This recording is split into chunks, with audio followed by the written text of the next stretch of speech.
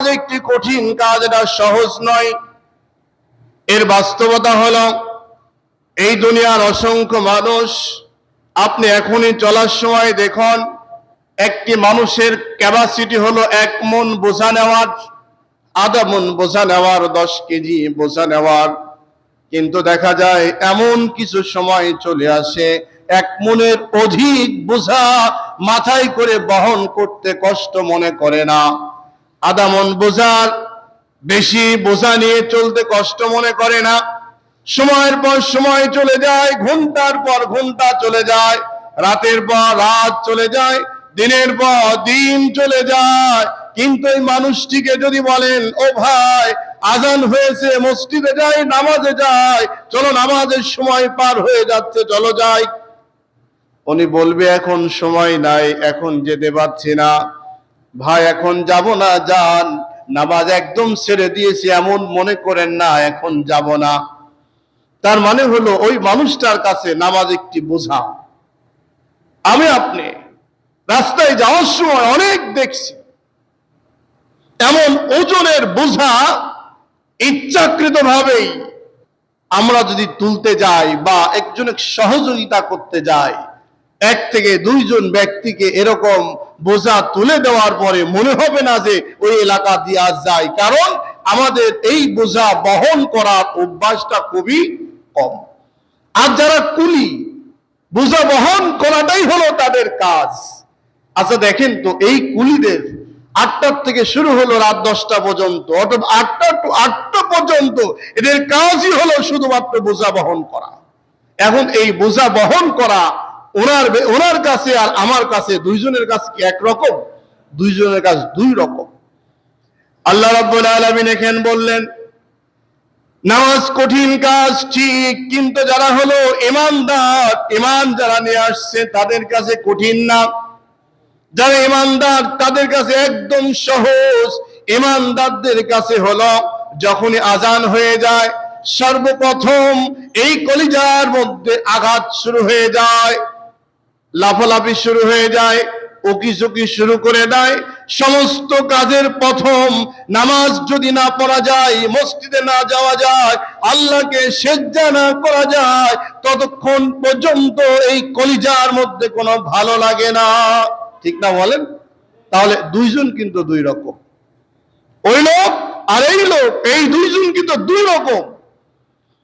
এই জন্য নামাজ সহজ ওই ব্যক্তির জন্য যিনি হলো ঈমানদার। ইন্নাল্লাযীনা ক্বালু রাব্বুনাল্লাহ, যিনি বলছেন আমি ঈমান নিয়ে আসছি, মজবুত ভিত্তিতে আল্লাহর উপরে আমি ঈমান নিয়ে আসছি, ঈমানদারের জন্য নামাজ একদম সহজ।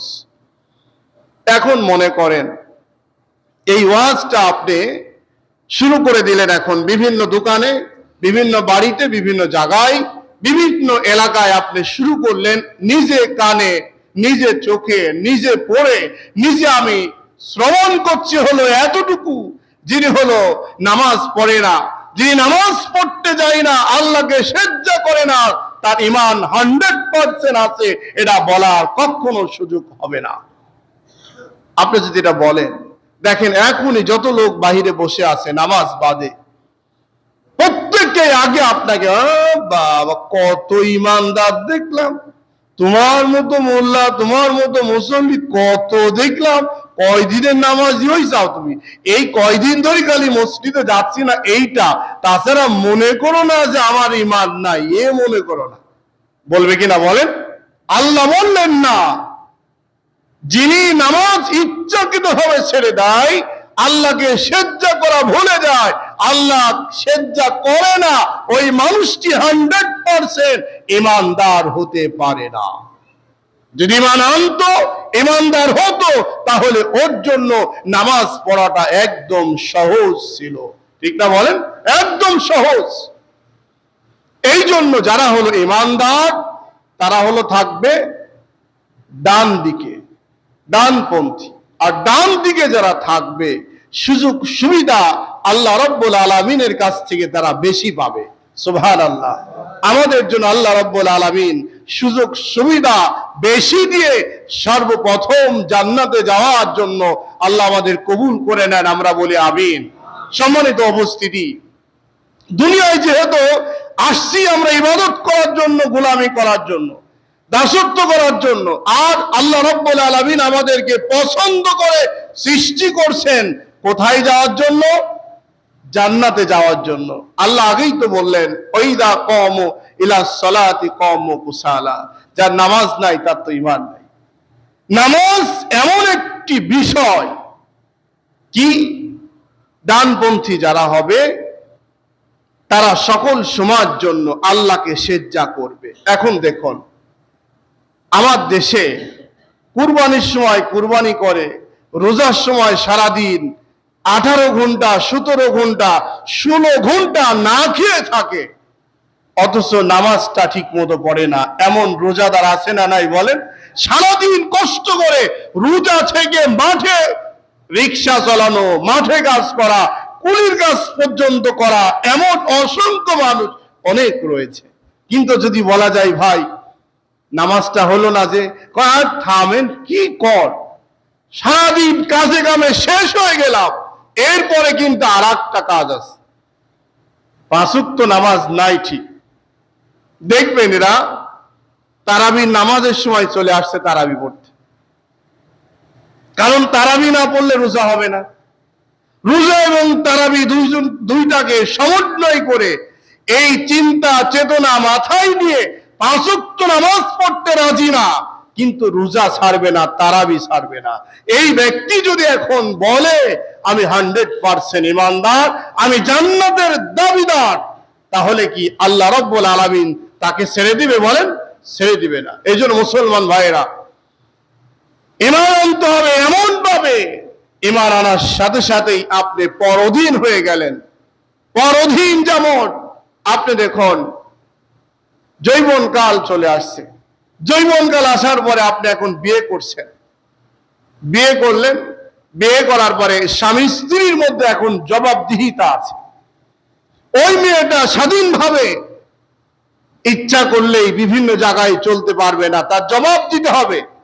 আবার আপনিও স্বাধীনভাবে ইচ্ছা করলেই যে কোনো মেয়ের সাথে আপনি মেলামেশা করতে পারবেন না, তার কাছে জবাব দিতে হবে। কেন?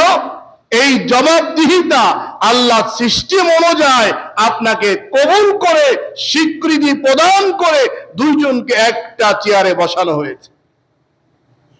আমরাও যারা মুসলমান ঈমান নিয়ে আসছি, আমাদেরকেও স্বীকৃতি প্রদান করতে হয়েছে, আমাদের স্বীকার করতে হয়েছে। শুধু মুসলমানই দেওয়া কিন্তু নয়, আমাদের স্বীকৃতি দেওয়া হয়েছে, স্বীকার করা হয়েছে লা ইলাহা ইল্লাল্লাহ, আল্লাহ ছাড়া আর কেউ নাই, আল্লাহ ছাড়া কেউ নাই। মুখে আপনি স্বীকার করলেন, কালেমা স্বীকার করলেন, সিদ্ধান্ত নিলেন, ঈমান নিয়ে আসলেন। এখন আপনি যদি সেজদা করতে না চান, তাহলে কি হলো? নামাজ পড়বেন, সেজদা করবেন, ইবাদত করবেন, এই জায়গায় আরেকজন আপনাকে বাধা দিচ্ছে, তাহলে আরেকজন আছে। যদি না থাকতো আরেকজন, তাহলে তো আপনি বাধা কেউ দিত না। বাধা দেওয়ার মানে হলো আরেকজন আছে। আরেকজন বলতে যিনি আছেন তিনি হলো শয়তান। তাহলে নিঃসন্দেহে নামাজ যিনি ছেড়ে দিলেন, ইবাদত থেকে দূরে সরে গেলেন, আল্লাহর গোলামি থেকে দূরে সরে গেলেন, আল্লাহর দাসত্ব থেকে যিনি দূরে সরে গেলেন, তিনি হলো সত্যিকারে নিঃসন্দেহে উনি হলো শয়তানের গোলামি করতেছেন, শয়তানের হুকুম মেনে চলতেছেন, শয়তানের পিছনে আপনি দৌড়াচ্ছেন। ঠিক না বলেন আমার ভাইয়েরা? তাহলে এখন দেখুন, ডান কখনো বাম হতে পারে না, বাম কখনো ডান হতে পারে না। আল্লাহ রাব্বুল আলামিন আপনার শরীরে যে 2টা হাত দিয়েছেন, ডান হাতের কাজ আলাদা, বাম হাতের কাজ হলো আলাদা। বাম হাতের যত নোংরামো আছে, সমস্ত নোংরামো কাজগুলো আপনি করবেন ডান হাত দিয়ে না বাম হাত দিয়ে? দুনিয়াতেও ঠিক তেমন যত নোংরামি কার্যক্রম আছে, যত খারাপ কাজ আছে, সমস্ত কাজগুলো করবে হলো ইবলিস। আর দুনিয়ায় যত ভালো কাজ আছে, যত সুন্দর কাজ আছে, আল্লাহ সন্তুষ্ট যত কাজ রয়েছে, সমস্ত কাজগুলা করবে হলো ঈমানদাররা আল্লাহ সন্তুষ্টর জন্য। ঠিক না বলেন? এখন আমি আপনি এই রাস্তা দিয়ে যাচ্ছি, যাওয়ার সময় হঠাৎ করে জুতার নিচে মনে করেন কুকুরের অথবা বিভিন্ন পায়খানা লাগলো, গোবর লাগলো, এটাকে আপনি সাফ করার জন্য কোন হাত ব্যবহার করবেন? আগে কি ডান হাত ব্যবহার করবেন, আগে বাম হাত ব্যবহার করবেন? বাম হাত দিয়ে আপনি যখন দেখলেন এক হাত দিয়ে সম্ভব হচ্ছে না, এরপরে দুই হাত, দুই শক্তি এক জায়গায় করবেন ঠিক, কিন্তু একটু সতর্কতা অবলম্বন করে, ঠিক না বলেন? সতর্কতা অবলম্বন করার পরে যখন এই কাজটা শেষ হবে, এবার কি আপনি হাতটা কি ভালো করে ধুবেন না এমনই থাকবেন? বারবার পরিষ্কার করবেন। কেন? এটা হলো নোংরা কাজ, এটা খারাপ কাজ, এটা করলাম, এটা খারাপ কাজ। এরপরে আপনি দেখবেন হাতে কোনো গন্ধ আছে কিনা। ঠিক এই দুনিয়ায় আল্লাহর ইবাদত থেকে যারা দূরে সরে যায়, গোলামি থেকে দূরে সরে যায়, দাসত্ব থেকে দূরে সরে যায়, বাকি যত রাস্তা রয়েছে, কাজ রয়েছে, সমস্ত কাজগুলো হলো দুর্গন্ধযুক্ত, খারাপ, শয়তানি কাজ। এই কাজগুলো করে কোন সময়ের জন্য তওবা না করে, ইস্তেগফার না করে, আল্লাহর কাছে ক্ষমা না চেয়ে, মাফ নিয়ে চেয়ে যদি উনি মৃত্যুবরণ করে, এই সময় ওই দুর্গন্ধযুক্ত অবস্থায় আল্লাহ রাব্বুল আলামিন তাকে কখনোই জান্নাতে প্রবেশ করাবেন না। এর চাইতে সহজ আর কিভাবে বলা যায় বলেন? এই জন্য আমরা কি ডান পক্ষে থাকবো না বাম পক্ষে থাকবো? কোন দিক থাকবো বলেন? ভালো কাজ করব বেশি না শয়তানি কাজ করব বেশি? শয়তানি কাজ একদম করা যাবে না। কেন? শয়তানি কাজ করার জন্য আল্লাহ আমাদের সৃষ্টি করেন নাই। আল্লাহ রাব্বুল আলামিনের পরে বলেন, শুনুন, ডানপন্থীদের আল্লাহ রাব্বুল আলামিন সমস্ত জীবনের গুনাহগুলোকে যখন মাফ করে দিবেন, সমস্ত জীবনের গুনাহগুলোকে ক্ষমা করে দিয়ে আল্লাহ রাব্বুল আলামিন বলেন, আগফির লাকুম যুনুবাকুম ওয়া ইদখিলকুম জান্নাতিন তাজরি মিন তাহতিহাল আনহার। ও দুনিয়ার মানুষ শোনো, আল্লাহর গোলামদের আল্লাহ রাব্বুল আলামিন থেকে বলেন, তোমরা ভালো করে শোনো, যেই কাজের জন্য তোমরা আমি আল্লাহ রাব্বুল আলামিনকে সিজদা করলে, ডান পক্ষ অবলম্বন করলে, আমি আল্লাহকে না দেখে না বুঝে জীবনে জান্নাত দেখো নাই, জাহান্নাম দেখো নাই, কবর আযাব কোনো সময় অনুভব করো নাই, সবগুলাকে না দেখে আলিমুল গায়ব আমি আল্লাহকে বিশ্বাস করে যারা এই কার্যক্রমগুলা চালিয়েছো, করেছো, তোমরা শুনে রাখো, আমি রব্বুল আলামিন সর্বপ্রথম তোমাদের জীবনের সমস্ত গুনাহগুলা আমি আল্লাহ রব্বুল আলামিন মাফ করে দিয়ে দেব। সুবহানাল্লাহ। আগে মুমিনদের সমস্ত জীবনের গুনাহগুলাকে কি করবেন? মাফ করে দিবেন, ক্ষমা করে দিবেন, সবগুলোকে মুছে সাফ করে দিবেন। এরপর আল্লাহ রাব্বুল আলামিন বলেন, ও গোলামরা শোনো, যেই কারণে তোমরা এই কাজগুলা করেছিলে, কোন কারণে করছি বলেন? জান্নাতের জন্য। কোন কারণে বলেন? জান্নাতে যাব সেই জন্য আমরা এই যে নামাজ পড়ছি, আমরা একটা উদ্দেশ্যে, সেটা হলো কি? জান্নাত।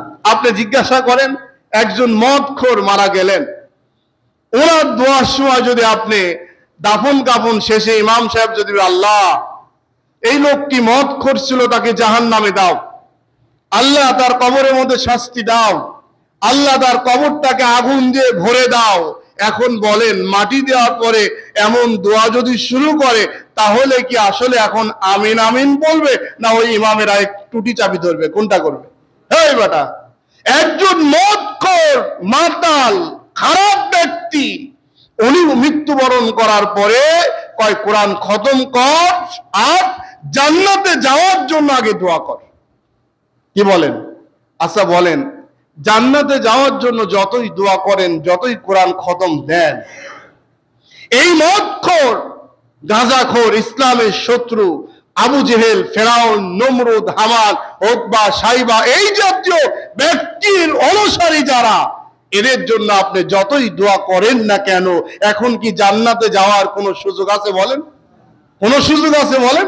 সুযোগ নাই। তাহলে সত্যটা বলতেও পারছি না, আবার আমরা স্বীকৃতি দিব ওই জায়গায়, সেটাও হচ্ছে না, বললেই বিপদ। দেখেন, এখন তো যত নোংরামো ব্যক্তিরা, এরা মসজিদ, মাদ্রাসা, গুরুস্থান, ঈদগাহ, ধর্মীয় প্রতিষ্ঠানগুলা বেশি পরিচালনার দায়িত্বে চলে আসে, ঠিক কিনা বলেন? আসে কেন? টাকার গরমে, দলের গরমে, বংশের গরমে, প্রভাব বিপত্তির গরমে তারা মনে করে আমাদের চাইতে আর কি আছে। কিন্তু বাস্তব নাপাক জিনিস যেমন বাম হাত দিয়ে আপনি ব্যবহার করেন, ঠিক তেমন যারা নাপাক গুলাকে পবিত্র জায়গায় না ঢুকিয়ে ওই বাম হাত দিয়ে দূরে নিক্ষেপ করে বাহিরে ফেলে দেওয়া লাগবে। তাহলে ওই জানাজায় গিয়ে আল্লাহর কাছে হাত তুলে এই কথা কেউ বলবে না, আল্লাহ মদখোরকে জান্নাত দাও, ঘুষখোরকে জান্নাত দাও, হারামখোরকে জান্নাত দাও। তখন কথা হবে এমন, কোন বেনামাজি, কোন হারামখোর, কোন বামপন্থী ব্যক্তিদের জানাজা করতে আমরা যাব না। ঠিক কিনা বলেন? এই সিদ্ধান্ত হবে, যাব না। কিন্তু আজকে সমাজের দুর্বলতার কারণে, রাষ্ট্রের দুর্বলতার কারণে, অবহেলিত হওয়ার কারণে আজকে কিন্তু ইমামরা যারা জানাজায় যাচ্ছে কথা বলার পরেও নিজেদের অবস্থান ভালো না হওয়ার জন্য মাথা নত করে চলে আসছে। এমন সময় হওয়া দরকার যে নাপাককে বাম হাত দিয়ে ডেনে নিক্ষেপ করে ওই জিনিসগুলাকে অপবিত্র ঘোষণা দিয়ে চলে আসতে হবে। এমন একটা সময় যদি সামনে আমাদের চলে আসতো, ওই সময়টা সত্যিকারেই বলেন ভালো না খারাপ? ভালো না বলেন? ভালো। বিশ্ব নবী জনাবে মুহাম্মদুর রাসূলুল্লাহ সাল্লাল্লাহু আলাইহি সাল্লাম দীর্ঘ 23টা বছর কষ্ট করছেন। প্রথম জীবনে যেই কষ্টগুলা করেছেন, যেখানে নামাজ পড়ছেন ওখানেই মূর্তি পূজা, যেখানে নামাজ ওখানেই মূর্তি। রাসূল সাল্লাল্লাহু আলাইহি সাল্লাম এত কিছু দেখার পরেও বাম হাত দিয়ে ফেলা দেওয়ার সুযোগ ছিল না। ছিল বলেন? একই জায়গায় ভাগাভাগি করে চলছে। আর নবীজিকে নিয়ে নানান রকমের ঠাট্টা, বিদ্রুপ, পায়তারা, অভিযোগ, নানান ধরনের কথাবার্তাগুলা তারা বলছে। কিন্তু একটা পর্যায়ে আল্লাহ রাব্বুল আলামিন যখন শক্তি দিয়ে দিলেন, ক্ষমতা দিয়ে দিলেন, এখন প্রেসিডেন্ট হয়ে গেলেন, কোরআনের শাসন প্রতিষ্ঠিত হয়ে গেল, এখন বলেন তো আর ওই কাবার মধ্যে মূর্তি পূজা করার ক্ষমতা ছিল তাদের? কথা বলেন ছিল? আর কি রাসূলের বিরুদ্ধে আঙ্গুল উঁচু করে কথা বলার সুযোগ কোন ইবলিসের, কোন শয়তানের, কোন একজন ক্ষমতাশীল ব্যক্তির ওই সময় আর কি ছিল বলেন? ছিল না। কেন ছিল না? এখন সময় পরিবর্তন, এখন বাতাস উল্টা চলছে। এখন রাসূলের বিরুদ্ধে কোনো কথা বললেই টুঠি চেপে ধরে তাকে ওখানে কবর দেওয়া হবে। এমন একটি সমাজ যদি আমাদের দেশে চলে আসে, পরিবেশ চলে আসে, সত্যিকারেই বলেন ঈমানদারদের জন্য, নামাজীদের জন্য, আল্লাহওয়ালাদের জন্য, তখন ভালো হবে না খারাপ হয় বলেন? ভালো হবে। আমরা চাই তো ইনশাআল্লাহ এমন পরিবেশ। তখন কিন্তু আর টাকা যার, ক্ষমতা যার, অর্থ যার, লাঠি যার, সমাজের প্রভাবশালী যারা, তারাই যে হুঙ্কার দিয়ে কথা বলবে এমন কিন্তু হতে পারে না। একজন ফকির মিসকিন যদি হয়, ইমানের বলে যদি বলিয়ান হয়, ওনাকে ওই সমাজের নেতৃত্বের জন্য ইমানদাররা সাপোর্ট করবে, বিন্দু পরিমাণ দ্বিধা করবে না। ঠিক না বলেন? এই জন্য ভাইয়েরা, আসুন, সময় যেহেতু খুবই কম, যে বিষয়গুলো আপনাদের সামনে আলোচনা করেছি আমাদের সকলের মানা 100% জরুরি, মানতেই হবে আমাদের, ইচ্ছাই হোক আর অনিচ্ছাই হোক।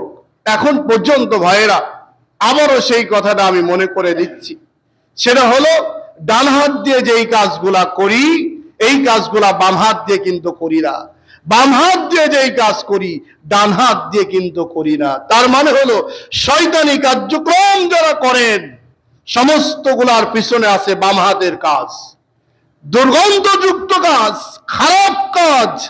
এখন পর্যন্ত আমার সামনে অনেক ভাইয়েরা বসে আছেন যারা হলো 5 ওয়াক্ত নামাজ এখনো পড়ছেন না, যাব যাচ্ছি করে নামাজ ছেড়ে দিচ্ছেন আর বলছেন আরে কি কও, এই 2-1 দিন হলে একটু কম বেশি হচ্ছে, বাদ দিনই। কিন্তু এখন এরকম মনে করেন না যে পুরা বাদ, তা না। আছে না নাই বলেন? আছে। আমি আবারও বললাম, ডান হাত বাম হাত দিয়ে যখন পায়খানা দূর না করা যায়, তখন হলো কোন হাতের প্রয়োজন? ডান হাতের প্রয়োজন হয়। কিন্তু সরাসরি ডান হাত দিয়ে যেমন পায়খানা ধরি না, সাপোর্ট দিয়ে ওই নোংরাকে পরিষ্কার করে আবার হাতটাকে পরিষ্কার ভাবে সাবান দিয়ে বারবার ধুয়ে নাকে ধরে দেখি দুর্গন্ধ আছে নাকি। ঠিক তেমন ভাইয়েরা, যারা মনে করছেন এই যাচ্ছি যাচ্ছি আসছি যাচ্ছি, দুর্গন্ধ এখনো দূর করতে পারেন নাই, দুই হাত দিয়ে মজবুত করে ধরে ঈমানটাকে মজবুত করে তওবা করে 5 ওয়াক্ত নামাজের মাধ্যমে আল্লাহ সন্তুষ্ট চিত্তে ঈমানটা মজবুত করে চলার সিদ্ধান্ত এখনই আপনাকে নিতে হবে। ঠিক কিনা বলেন ভাইরা? এজন্য আজকে জুম্মা থেকে অনিয়মিত যারা আমার মুসল্লি আছেন, তারা কি নিয়মিত হওয়া যায় কিনা ভাই বলেন? যায় না বলেন? ইনশাআল্লাহ ভাই, হোক আপনি ইচ্ছা কবুল হোক আর না হোক, আসেন আর না আসেন, দাওয়াত দেওয়ার দরকার দিয়ে দিলাম। আপনি যদি মনে করেন নাপাক অবস্থায় চলবেন, দুর্গন্ধযুক্ত জিনিসগুলো আপনি ভক্ষণ করবেন, মেনে চলবেন, গ্রহণ করবেন, আপনার ব্যাপার। আল্লাহ যেন আমাদের তৌফিক দান করে, বলেন আমিন। যারা আমরা এখনো সুন্নত পড়ি নাই, আমরা দয়া করে সুন্নত পড়ে নিই 4 রাকাত।